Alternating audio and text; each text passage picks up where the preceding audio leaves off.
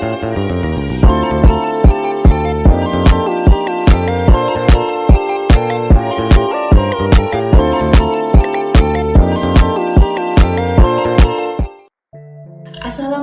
warahmatullahi wabarakatuh. Perkenalkan, nama saya Ade Alvina Felicia dari Prodi Ekonomi Syariah semester 5B dengan NIM ES211015. Nah, di sini saya akan memaparkan materi tentang kebijakan fiskal Islam, mata kuliah Ekonomi Makro Islam dengan dosen pengampu Ibu Siti Fatimah ME. Nah, kebijakan fiskal ini merujuk pada suatu kebijakan pemerintah untuk mengarahkan ekonomi suatu negara melalui pengeluaran dan pendapatan berupa pajak pemerintah. Nah, kebijakan fiskal ini merupakan salah satu kebijakan ekonomi makro yang otoritas utamanya berada di tangan pemerintah dan diwakili oleh Kementerian Keuangan. Nah, kebijakan fiskal ini diatur dalam Undang-Undang Nomor 17 Tahun 2003. Selanjutnya adalah peran kebijakan fiskal dalam suatu negara. Yang pertama itu ada alokasi sumber daya. Nah, apa sih alokasi sumber daya ini? Alokasi sumber daya ini digunakan untuk apa saja yang mengatur tentang sumber daya dalam suatu ekonomi. Jadi dia kayak mengatur kesejahteraan negara itu melalui alokasi sumber daya. Selanjutnya itu ada distribusi pendapatan. Nah, distribusi pendapatan ini merupakan kebijakan pemerintah dalam aspek pemerataan pendapatan yang tidak boleh hanya semata-mata untuk mencapai pertumbuhan ekonomi. Yang ketiga itu adalah stabilitas ekonomi, di mana stabilitas ekonomi ini mengatur bagaimana agar ekonomi pada suatu negara ini tetap stabil, tidak terjadinya naik turun yang sangat tinggi ataupun sangat rendah, sehingga tidak terjadi yang namanya inflasi.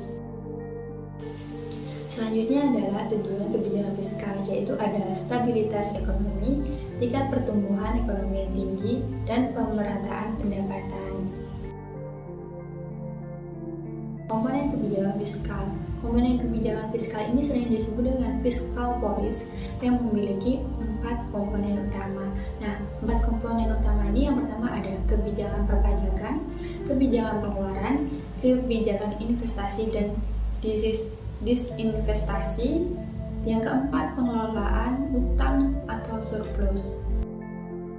Pemerintah, pasar, dan kebijakan fiskal. Jadi, kegagalan pemerintah dalam menyelesaikan public goods dan externality ini menimbulkan kegagalan dalam proses pembangunan atau kualitas, seperti kurang memadainya sekolah dasar atau sekolah dasar yang buruk, kualitas pegawai yang rendah, dan kesehatan lainnya, sehingga menyebabkan bangunan yang ada di lingkungan atau di suatu daerah ini menurun.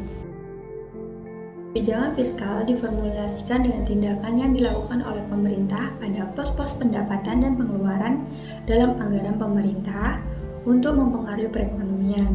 Nah, sifat kebijakan fiskal itu ada 2 macam, yaitu kebijakan fiskal ekspansif dan kebijakan fiskal kontraktif. Nah, kebijakan fiskal ekspansif inilah untuk mendorong pertumbuhan ekonomi, sedangkan kontraktif mengatasi perekonomian yang overheating ditandai dengan inflasi yang tinggi. Kebijakan fiskal ekspansif ini digunakan pada saat terjadinya musibah COVID-19.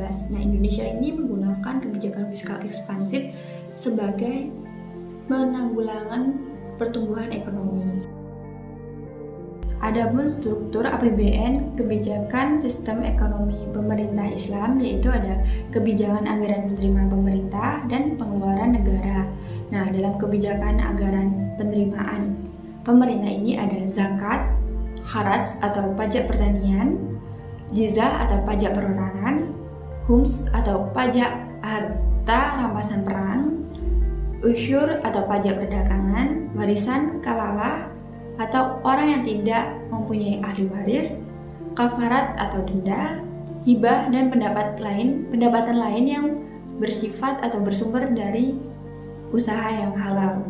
Selanjutnya, pengeluaran negara itu ada penyebaran Islam seperti dakwah, yang kedua pendidikan, kebudayaan, dan juga pengembangan ilmu pengetahuan, yang ketiga pembangunan infrastruktur, yang keempat pembangunan armada perang, dan yang terakhir penyediaan layanan kesejahteraan sosial. Adapun contoh menjalankan instrumen kebijakan fiskal, yang pertama ada operasi pasar terbuka, yang kedua ada rasio cadangan wajib, yang ketiga ada himbauan moral, dan yang keempat ada fasilitas diskonto. Persoalan kemiskinan dan peran negara. Nah, negara Indonesia ini biasanya sumber dari pendapatannya adalah pajak, bukan dari pembayaran zakat. Nah, jadi sumber-sumber lain penerimaan pemerintah dalam mendapatkan uang selain pajak digolongkan menjadi beberapa, di antaranya ada restribusi, keuntungan dari perusahaan-perusahaan negara, denda-denda dan hasil penyitaan negara, sumbangan masyarakat, pencetakan uang kertas dan peminjaman serta hisbah.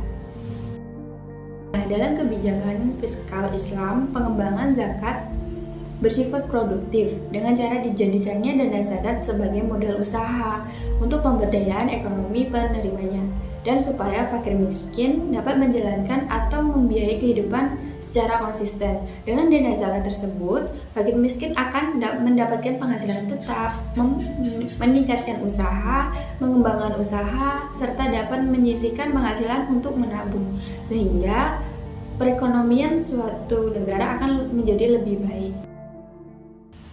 Biru laut seperti kolam, ikan paus pandai menyelam. Dari lubuk hati yang paling dalam, saya tutup presentasi saya dengan salam.